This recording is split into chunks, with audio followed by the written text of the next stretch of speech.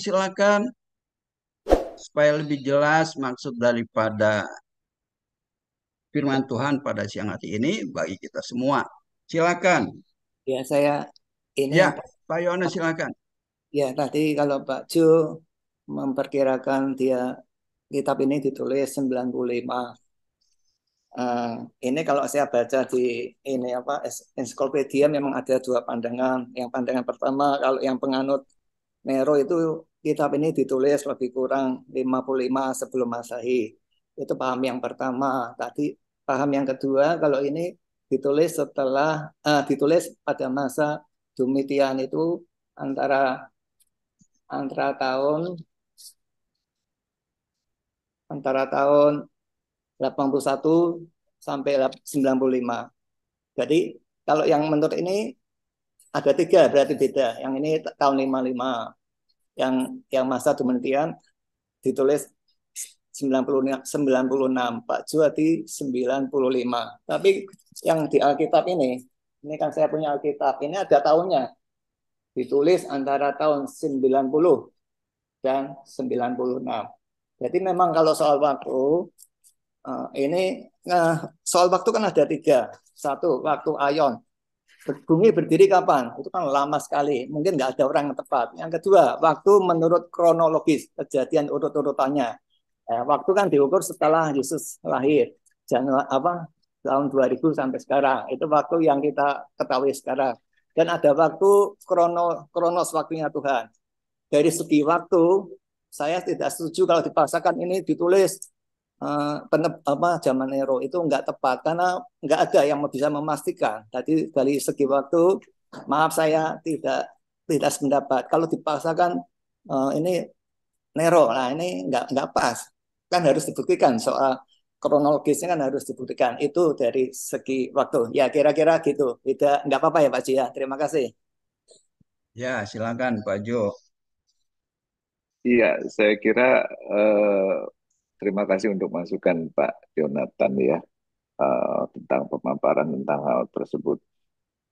Memang di awal sudah kita sebutkan bahwa kita ini menyelidiki, ya. eh, nah, dari kata-kata menyelidiki itu berarti kan kita melakukan research berdasarkan data yang ada yang bisa kita dapatkan dari beberapa sumber yang bisa kita percaya dan mempunyai kapasitas. Artinya bukan hanya sekedar orang yang berpendapat tapi tidak mempunyai landasan atau tidak mempunyai kapasitas sebagai saya tidak mengatakan ahlinya tapi yang menyelidiki, yang mempunyai kriteria dan mempunyai waktu yang tepat seperti demikian. Nah, apa yang dipaparkan tadi itu adalah hasil daripada uh, research ya, yang saya tidak mengatakan bahwa di saat nanti akan ada mungkin data-data lain yang merujuk kepada 95 Masehi, ya, atau mungkin 55 Masehi seperti tadi Pak Jonathan katakan, ya, atau mungkin yang lain. Tapi untuk saat ini argumentasi yang ada, data yang ada, yang tadi sudah kami paparkan itu Pak Jonathan ya, kami percaya itu semua merujuk kepada sebelum 70 Masehi, ya. Nah, kapan tepatnya itu?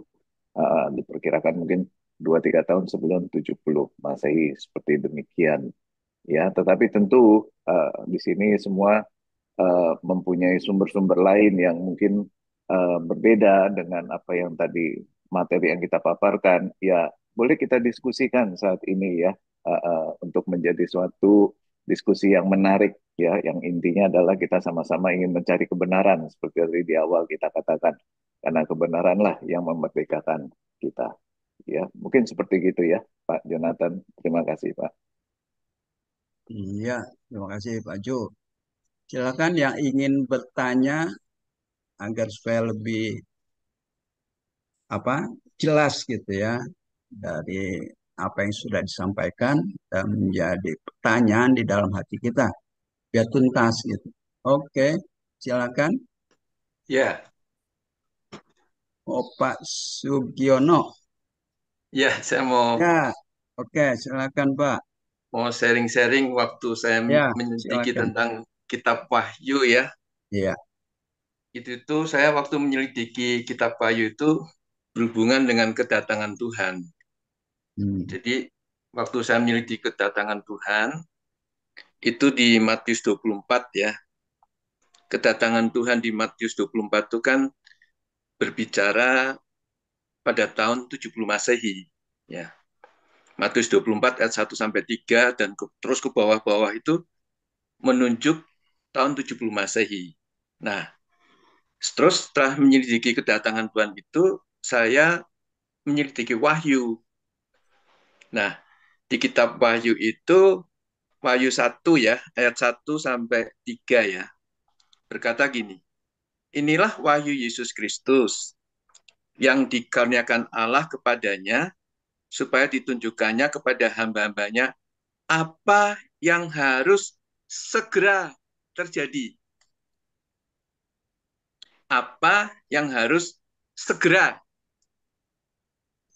Ini kata segera ini penting ya. Apa yang harus segera terjadi. Ini berkaitan dengan tadi juga sih yang disampaikan Pak Paruntung Gisang ya. Tentang kedatangan Tuhan dan juga bukti dari kitab Wahyu sendiri, Wahyu 11 dan seterusnya ya. Nah, selanjutnya, dan oleh malaikatnya yang diutusnya, ia telah menyatakannya kepada hambanya Yohanes. Ayat 2, Yohanes telah bersaksi tentang firman Allah dan tentang kesaksian yang diberikan oleh Yesus Kristus, yaitu segala sesuatu yang telah dilihatnya. Ayat 3, berbahagialah ia yang membacakan dan mereka yang mendengarkan kata-kata nubuat ini dan yang menuruti apa yang ada tertulis di dalamnya, sebab waktunya sudah dekat. Tadi ya, apa yang harus segera terjadi. Ini ayat 3 ditekankan lagi, waktunya sudah dekat. Jadi memang Wahyu, kitab Wahyu itu adalah Wahyu Yesus Kristus. Pewahyuan tentang Yesus Kristus ya, bukan pewahyuan tentang binatang, tentang tanda 666, tentang macam-macam antikristus atau macam-macam begitu. Tapi kitab Wahyu ini kan pewahyuan tentang Yesus Kristus. Terus Yesus Kristus sedang menyatakan tentang apa yang harus segera terjadi. Nah, berikutnya Wahyu 1 ayat 7 itu poin yang cukup penting. Wahyu 1 ayat 7, lihatlah ia datang dengan awan-awan. Nah, di sini Yesus datang dengan awan-awan. Ini mirip dengan yang di Matius 24 waktu saya menyelidiki kedatangan Tuhan di atas awan-awan ya. Lihatlah ia datang dengan awan-awan dan setiap mata akan melihat dia, juga mereka yang telah menikam dia. Menikam dia dan semua bangsa di bumi akan meratapi dia, ya amin. Jadi mereka yang telah menikam dia juga melihat Yesus datang di atas awan-awan. Dan pada waktu menyelidiki di Matius 24 itu, kedatangan Tuhan di atas awan-awan itu adalah tahun 70 Masehi. Penghancuran suatu kata di mana menyatakan juga penghancuran Bait Suci Yerusalem dan kota Yerusalem di tahun 70 Masehi. Jadi Wahyu 1 ini, ayat 7 ini jelas mereka yang telah menikam dia itu melihat dia datang.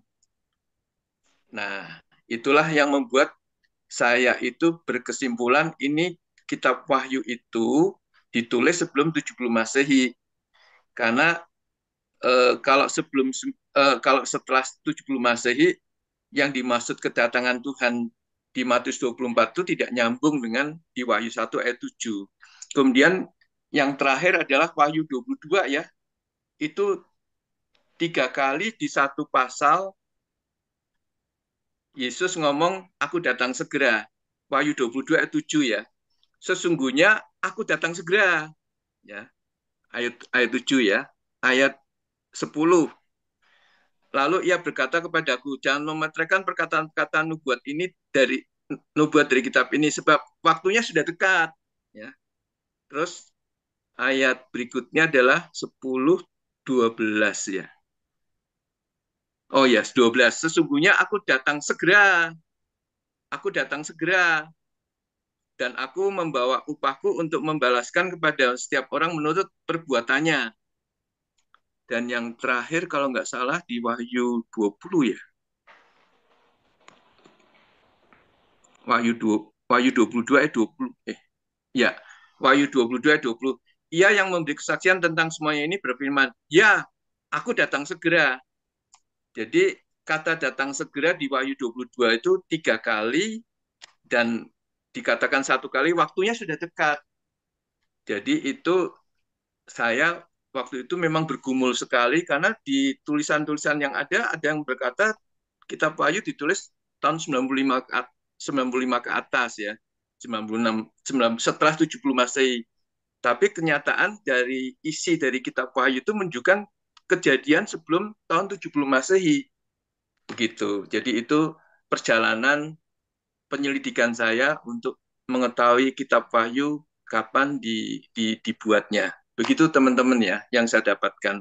Jadi kitab Wahyu itu ditulis sebelum 70 Masehi. Itu yang saya dapatkan. Iya, terima kasih Pak Sugiono. Nah, yang lain ada lagi? Silakan, biar memperjelas juga supaya penasaran kita tuntas gitu ya.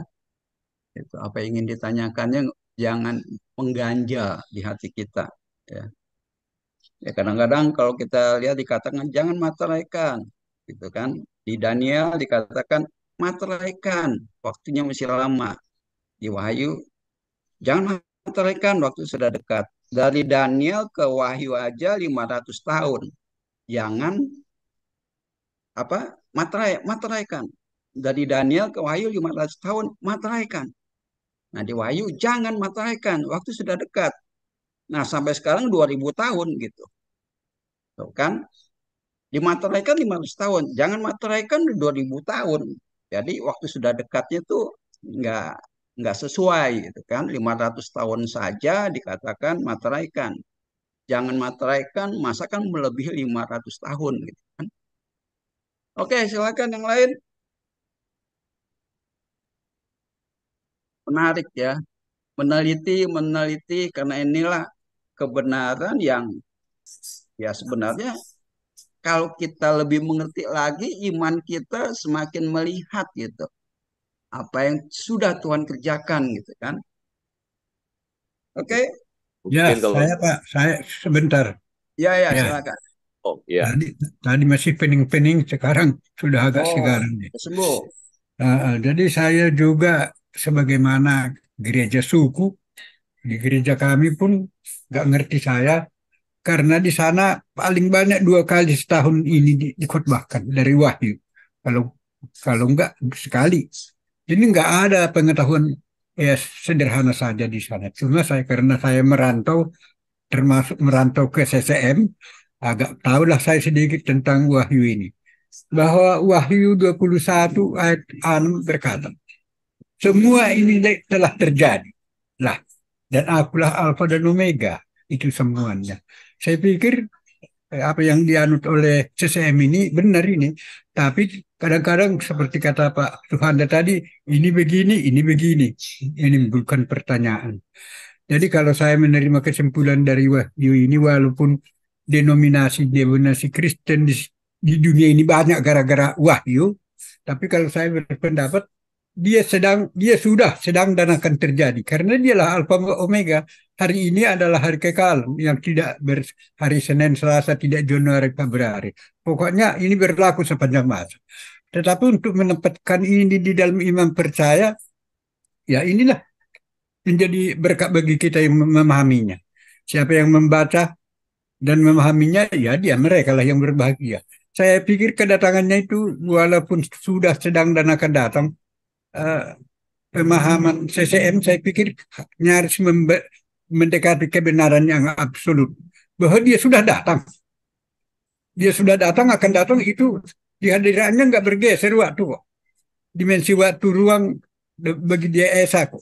Paling juga keadaan yang berubah. Oleh karena itu saya percaya seperti yang dianut oleh CCM ini, bahwa dia sudah datang di tengah-tengah kita. Bahkan kalau kita ingat 2 Korintus 13 ayat 5, dia di dalam kita. Jadi semboyan kita juga kan begitu. Christ in you and me. Nah, jadi kebanyakan gereja-gereja agama gereja-gereja tradisi atau kesukuan ini menganggap bayangan ini semua karena gelarnya nubuatan akan terjadi. Tetapi padahal di dunia Kristen dia sejoyanya sudah terjadi. Ya kalau kita ini sudah hidup kekal, kalau firman Tuhan ada di dalam setiap orang kita, itulah hidup kekal itu. Lalu bagaimana? Namun kalau kita berdialog dengan mereka, tanda kutip, tentang kekinian yang kekal, nggak nyambung, mereka nggak memahami. Karena ini bahasa roh. Dalam permulaan juga Yohanes berkata, aku ada di dalam roh. Jadi persoalannya ini semua rohani. Rohani yang dimanifestasikan oleh orang yang lahir baru itu. Ya kita lah itu. Nah, jadi saya rasa kelemahan kita adalah percaya dan tidak percaya bergabung di dalam diri ini. Ada pernah berkhotbah di gereja kami, penerjemah Alkitab di apa dia di pusat, Pak Chen Anwar namanya. Tapi dia berkata dunia dan rohani serentak. Lalu jadi bagaimana keberadaan selanjutnya? Jadi karena banyak orang berangan-angan setelah kiamat ya mendapatkan tempat yang aluhai, juga upah-upah yang gemerlapan. Tetapi kalau didalami esensinya di sini kok itu. Nah, cuma kalau tidak didukung oleh orang-orang lain, hanya kita sendiri yang memiliki percaya itu kurang mantap. Mesti ada barisan deh yang sama supaya kita terhibur. Kalau makan sendiri nggak enak lah ini. Nah, jadi itulah entah bagaimanapun isi daripada yang saya terangkan ini, ya mudah-mudahan bapak-bapak sekalian memahaminya, khususnya penceramah. Itu Pak Sonda dari saya. Ya, oke. Itu hanya masukan saja. Waktu udah mendekati akhir. Baik, kita bincang-bincang aja ya. Rasanya Boleh. sudah mewakili semua pertanyaan itu. Ya, Oke. kita bincang-bincang. Pak Ya. Hermanto nih, baru pertama kali bisa perkenalkan dirinya, Nah, Pak. ya, supaya enak deh. Iya, kita saling mengenal. Nggak kenal, nggak Iya, sayang katanya ya. betul, betul.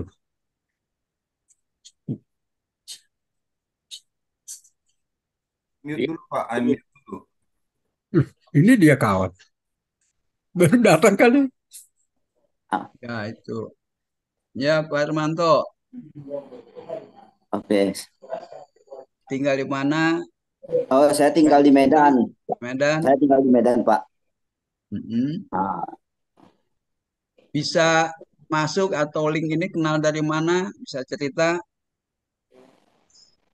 dari Pak Girsang, Pak Girsang. Waktu dia seminar di Medan, dia Oh, pernah seminar di Medan. Iya. Nah, dia ya. selalu setiap ada apa dia kasih link ke saya, Pak Girsang. Pak Girsang. Iya. Karena kita semua di sini, yang lain jadi juga sama-sama bisa mengenal dari mana Ya, gitu ya. betul. Iya. Sudah berkeluarga, udah punya cucu, Pak? Sudah keluarga, punya anak 2, Pak. Anak dua, Oh, ya. masih Ya. tengah bahaya deh. Ya, apalagi ada yang mau disampaikan lagi supaya ya lebih kenal lagi kita, saling tahu sama tahu keadaan kita. Ya, Ya, memang selama saya mengikuti JOM pun beberapa kali, JOM apapun, ya memang saya agak adalah banyaklah berkat yang saya dapat. Ya, Ya, banyak berkat. Soal damainya, ya karena ya kan. Nah, itu dia. Itu makanya kalau ada kesempatan saya selalu ikut. Memang Sabtu kan kerap kali Sabtu saya nggak bisa karena ada selalu terganggu. Tadi saya usahakan itulah. Sabtu kerja setelah. Ya, kita di sini saling isi mengisi ya, saling meneliti, saling mencari kebenaran karena hidup kita memang ya kalau kita terjun di rohani, memang hati kita keinginannya ke spiritual tentu punya kerinduan untuk mencari yang lebih benar gitu kan. Betul. Ada lagi yang sampaikan Pak? Sudah Pak, sudah Pak. Nah, Oke, terima kasih. iya. Gimana yang Pak Sendiri ya. Yoksan ini? Si Luhut juga baru nongol. Oh, udah. Pak, sangat tulang tuh dari Pak tadi. Yoksan bisa buka Pak Yoksan atau Infinite Note 11? Infinite. Shalom. Ya, Nah, ini pakai topi lagi. dengan siapa? Dengan Pak Yoksan. Oh, Saya Pak sudah Yoksan. ya, Ya. saya yang tadi Ini hanya saja memang disebut nama ya. Ya. Yo, kalau nggak disebut namanya nih kita nggak kenal nih mukanya. Iya. Mempertanyakan. Saya di Kendari, Pak, Oh, brother. di Kendari. Oh, Ya. lanjut. Lanjut terus ya. Ya. Dapat link dari mana? Ya, kebetulan lagi ada di grup PMD. Oh, dari grup PMD. Ya, Oh, PSBB. PMD. Enggak. PMB, ya. Itu Ibu Eva. Oh, Bu Eva, ya, ya. Bisa jelaskan, bisa apa?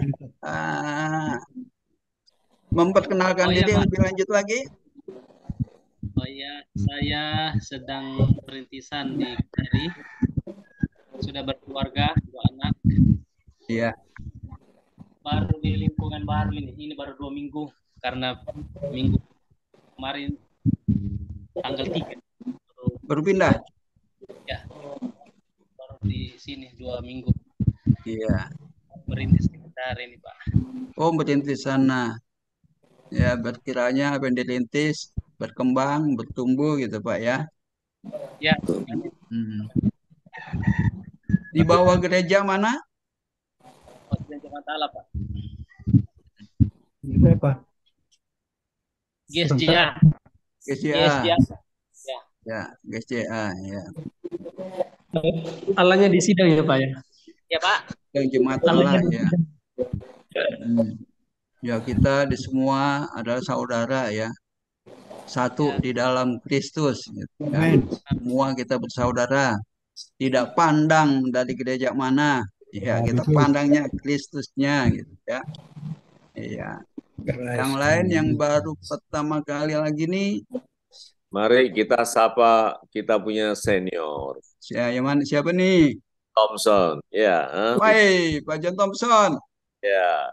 Iya. Tuan bro, ya. Senior apanya? Senior.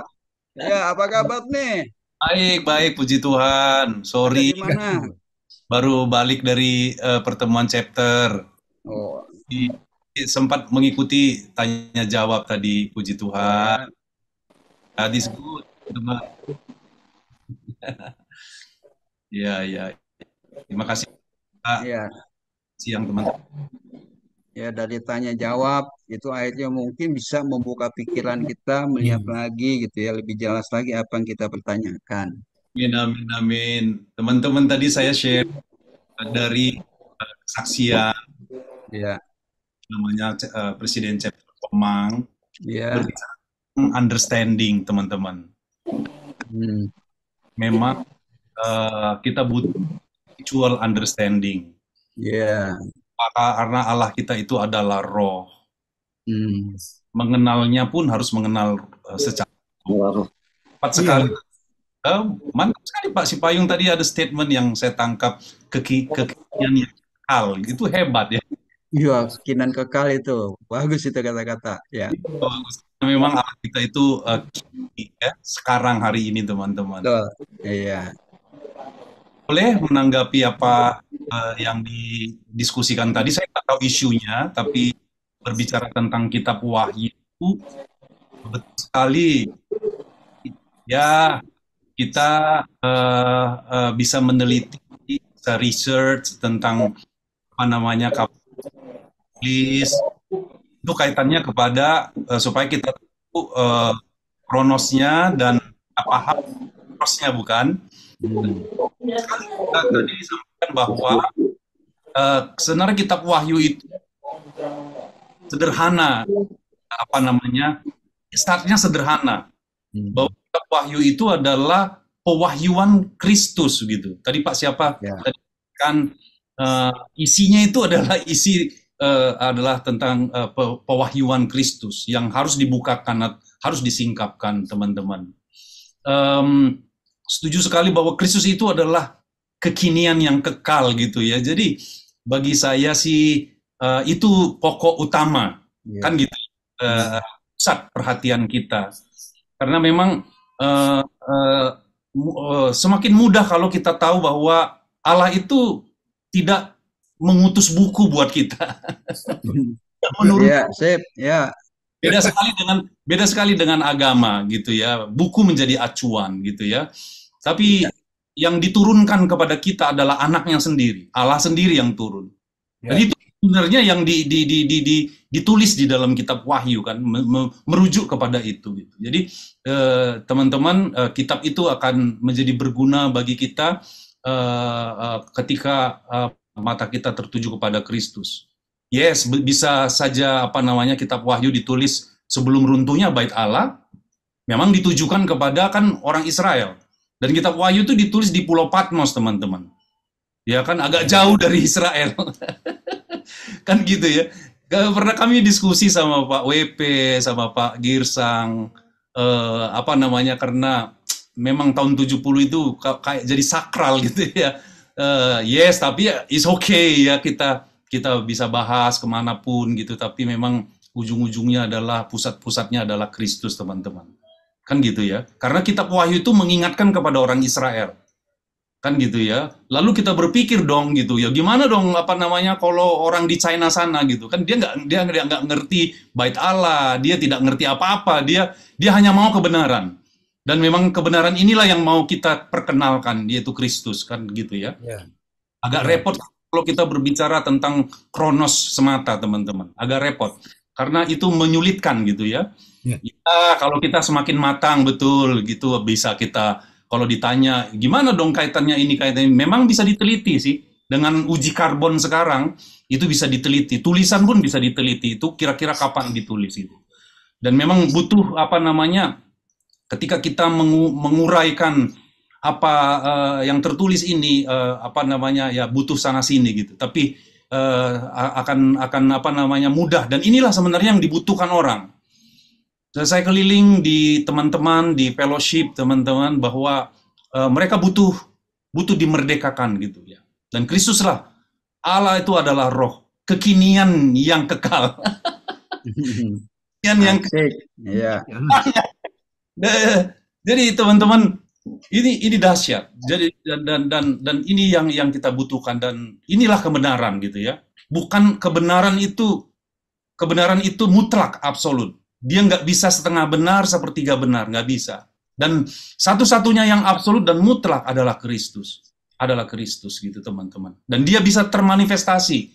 Sebenarnya Allah itu tidak kemana-mana sejak zaman penciptaan, sejak kejadian sekalipun dia tidak pernah meninggalkan dunia ini, dan tidak pernah ini. Cuman dunia ini saja yang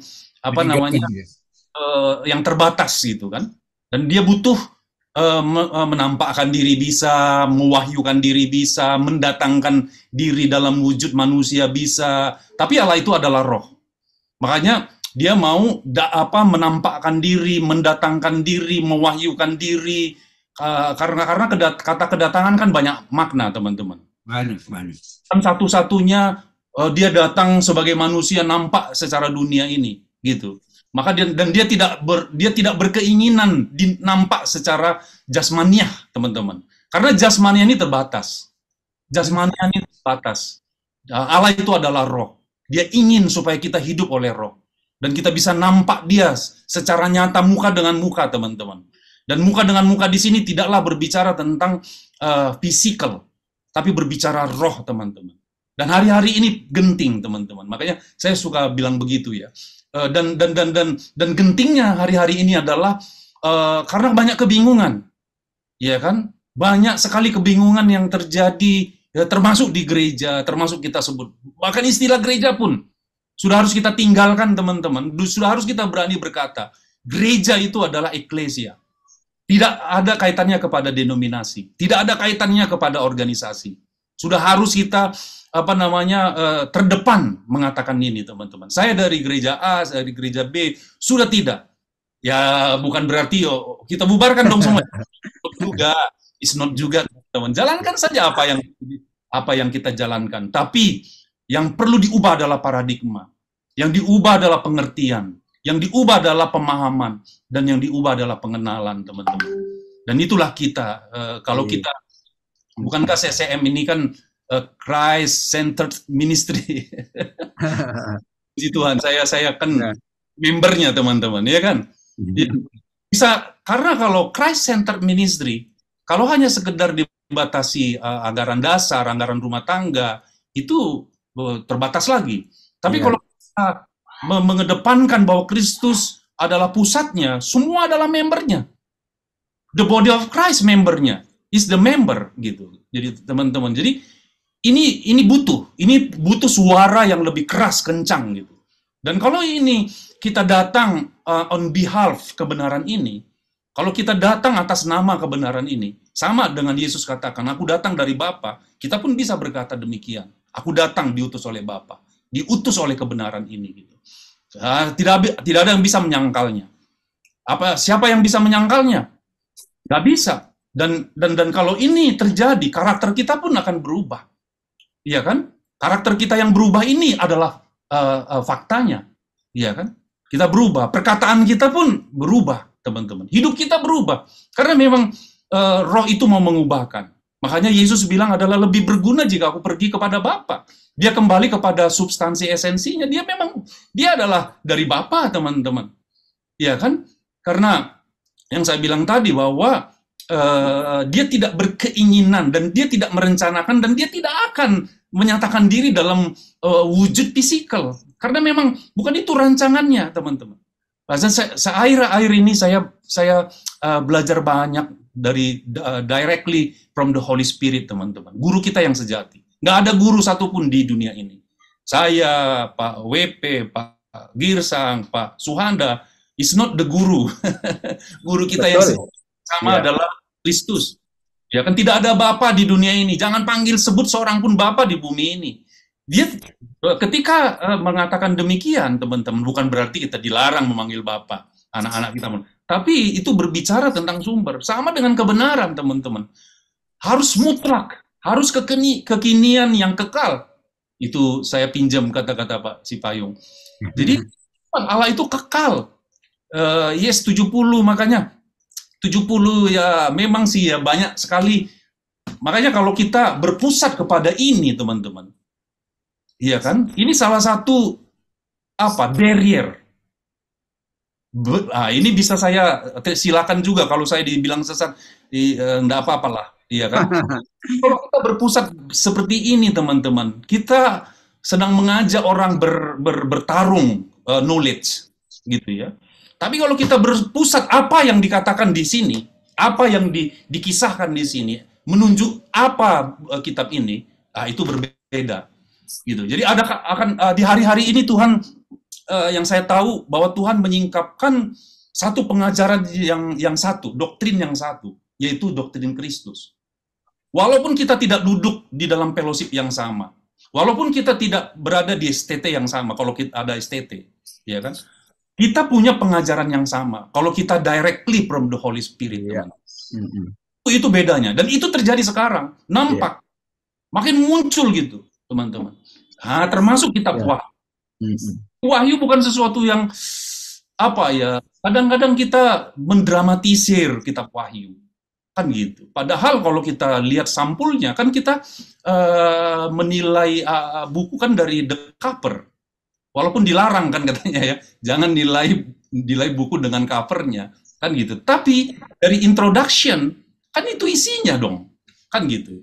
Merujuk kepada Kristus. Mungkin itu yang bisa saya sampaikan Pak Suhanda di dalam Kristus. Haleluya. Oke, terima kasih.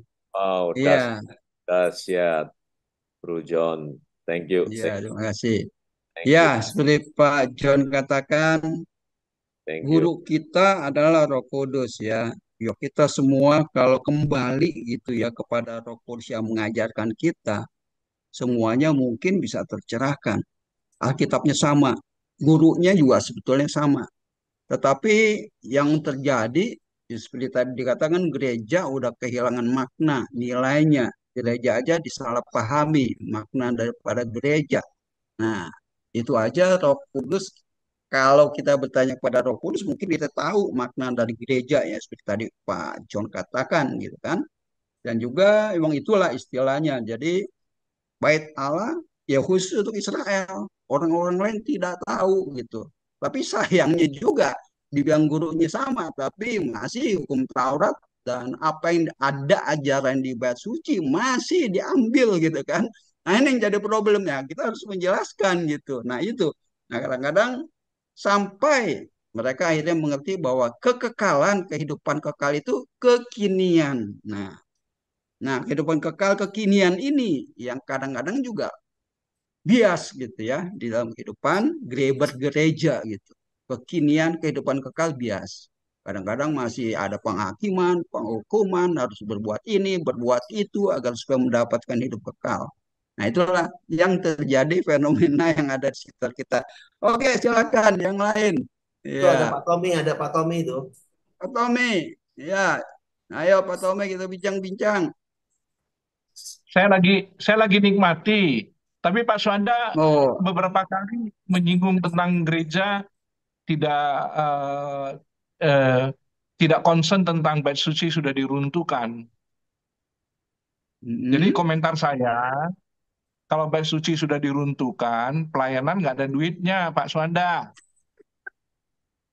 Jadi bait suci harus ada supaya orang bawa korban ke bait suci gitu. Sederhananya itu aja sih. Kalau dia menganggap bait suci sudah nggak ada, maka pelayanan sudah nggak usah store duit. Apalagi korban buat sulung, perpuluhan. Iya, itu dia. Sederhananya itu aja. Aturan-aturan dalam bait suci itu ya. Lah iyalah. Kalau saya punya pengertian, salah satu bait suci diruntuhkan itu adalah pola ibadah yang Tuhan nggak mau. Iya. Kalau bait suci tetap ada, kita nggak boleh nyembah Tuhan. Orang Lewi saja dibagi kok, hanya keturunan Harun aja yang boleh ketemu dengan Bapa di surga gitu loh. Iya. Padahal 11 suku juga nggak boleh, apalagi kita gitu loh. Iya. Masuknya setahun sekali ke ruang Maha Kudusnya ya. Iya, seperti itu sih. Oke, lanjut. Seru sih. Oke, yuk. Ayo siapa kita bincang-bincang. Wah, waktu udah jam berapa nih sekarang? Ya kalau waktu sih, tapi kini yang kekal. Kekinian kekal. Jangan dipertanyakan.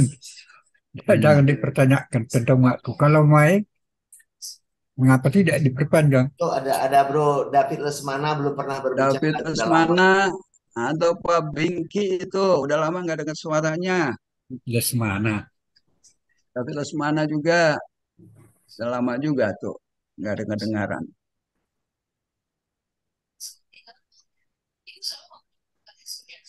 Pak Edi Susanto udah lama juga nggak dengar suaranya. Kelihatannya makin gemuk ya katanya ya.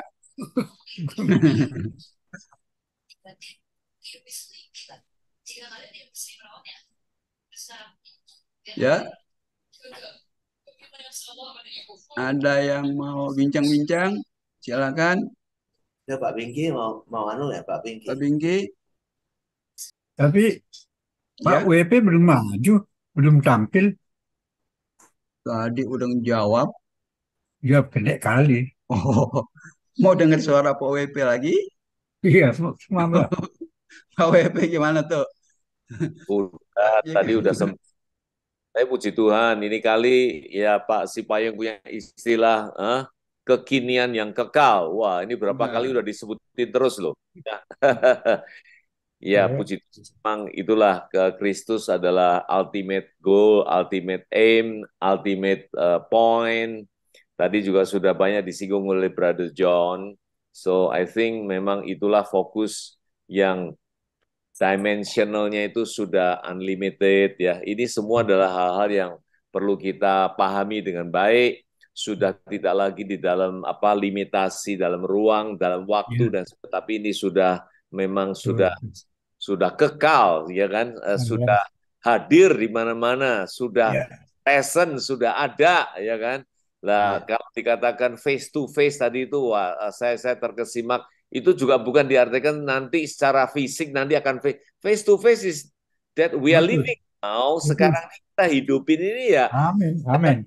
Kita face to face dengan dia juga karena dia juga roh di dalam kita gitu ya.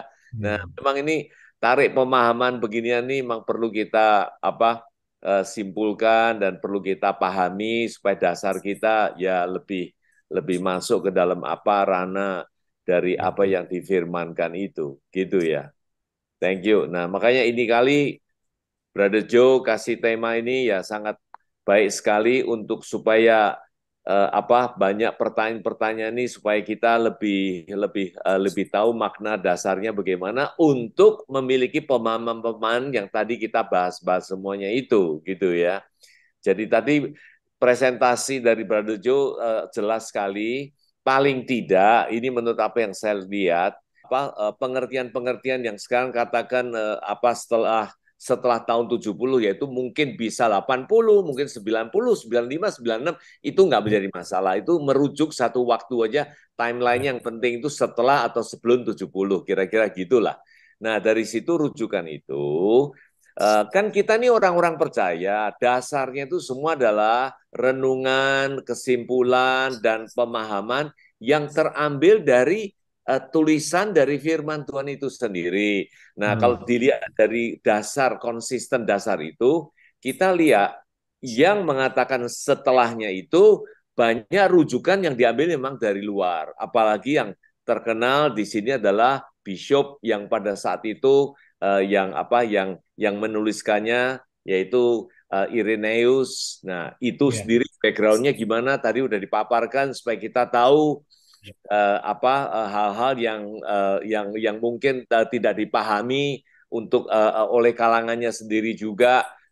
Nah, dibandingkan dengan apa yang rujukannya, dasarnya tuh semuanya boleh dikatakan mengambil dari dalam kitab itu sendiri. Nah, itu mungkin perbedaan dari situ supaya kita lebih dikuatkan kesimpulan-kesimpulan yang lebih mendasarinya itu bagaimana untuk kita bisa ambil gitu ya. Nah, inilah rekan-rekan, teman-teman semua untuk apa yang bisa menjadi kekuatan, kebenaran dasar yang kita simpulkan gitu. Thank you. Iya. Rasanya kita cukup hari ini. Saya minta Pak Gilsang untuk kata penutup dan diakhiri dengan doa. Ya, betul. Sampai Sabtu nanti lagi. Ya, terima kasih semua sahabat sekalian, terutama kepada Bro Joe yang sudah menyampaikan kebenaran, ya, yang sudah mempresentasikannya, dan juga begitu banyak pertanyaan-pertanyaan dan sharing-sharing yang saling menguatkan ya, sehingga kita bertambah cerah gitu ya. Dan sebagai tambahan dari semua udah banyak tadi, ya udah banyak. Sebagai tambahan aja, kalau kita udah berbicara merdeka, ada kata merdeka di dalam Tuhan. Saya hanya mau tambahkan begini, ini pengalaman pribadi ya. Saya nggak tahu, saya tahu ada beberapa orang juga mengalami hal yang sama ya. Yang inilah, kalau kita ini kan sebagai, kadang-kadang banyak di antara kita ini sebagai pembicara ya, yang mengajar. Nah, walaupun katanya tadi kata Bro John Thompson ada pengajar itu adalah Kristus, tapi kebetulan kita bersatu dengan dia, kita dipakai dia gitu. Oh iyalah. Kita bersatu sama dia, maka kita dipakai sebagai mempelai, karena roh dan mempelai itu bersatu gitu ya. Jadi kita ingat betul lah 1 Timotius 4 ayat 16 bahwa awasilah dirimu, awasilah ajaranmu, bertekunlah di dalamnya. Jadi mari kita semua, Christ Center Ministry dan semua sahabat semua yang ada, teman-teman semua, marilah setiap kita punya tanggung jawab mengawasi diri kita, mengawasi ajaran kita, dan bertekun di dalamnya. Sehingga apa? Sehingga apa yang kita perkatakan itu memang kebenaran gitu. Kebenaran. Bukan cuma modalnya dengar apa kata guru kita gitu, kata guru kita yang di dunia ya. Karena pendeta saya ngomong ini, mentor saya ngomong ini gitu. Sekolah STT saya ngomong ini begitu. Nah, mari kita galilah, karena memang kemuliaan yang Tuhan beri kepada setiap kita adalah meneliti, menyelidiki. Itulah kemuliaan yang Tuhan beri. Dan bertanya kepada siapa? Ya bertanya kepada Kristus itu. Karena murid-murid Kristus sendiri pun yang hidup 3,5 tahun pun tidak ngerti. Maka Kristus karena sayang kepada muridnya supaya muridnya bisa bercerita. Maka dia membuka pikir murid-muridnya sehingga murid-muridnya mengerti kitab suci. Dan demikian juga kita yang sudah bersatu dengan dia. yang kita tidak menunggu-nunggu dia, kita sudah bersatu dengan dia, menghidupi dia dalam hidup, dan kita bertanya kepada dia, tentu dia buka pikiran kita juga, teman-teman sekalian. Nah, inilah keindahan yang kita rasakan karena kita ginosko dengan dia, memiliki keintiman dengan dia, sehingga setiap langkah kita, setiap perjalanan kita, dan apa yang mau kita perkatakan itu memang datangnya dari dia. Karena dia katakan Allah lah, Tuhan lah yang melakukannya, baik kemauan maupun perbuatan sesuai kerelaannya lewat kita yang menyadari kesatuan itu gitu.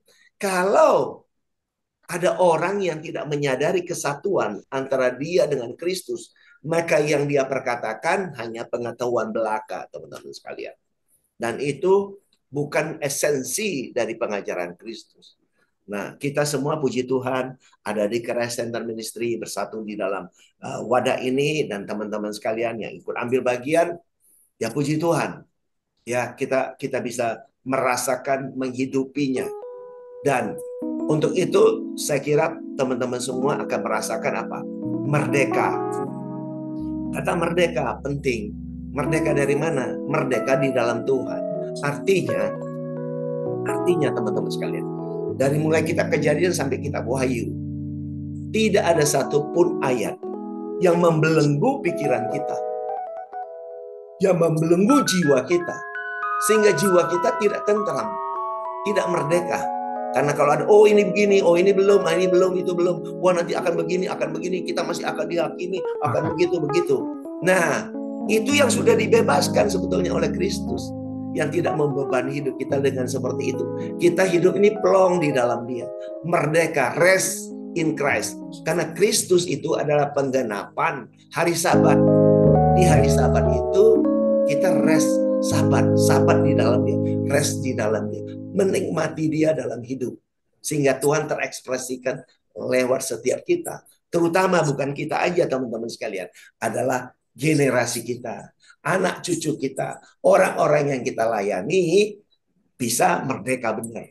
Dan inilah tugas dan tanggung jawab yang Tuhan taruh di dalam hati setiap kita, teman-teman sekalian.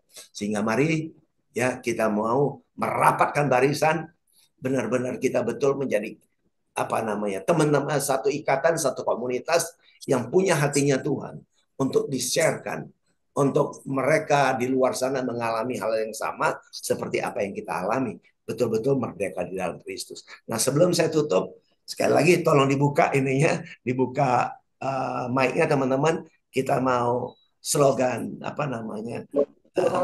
Christ Center Ministry.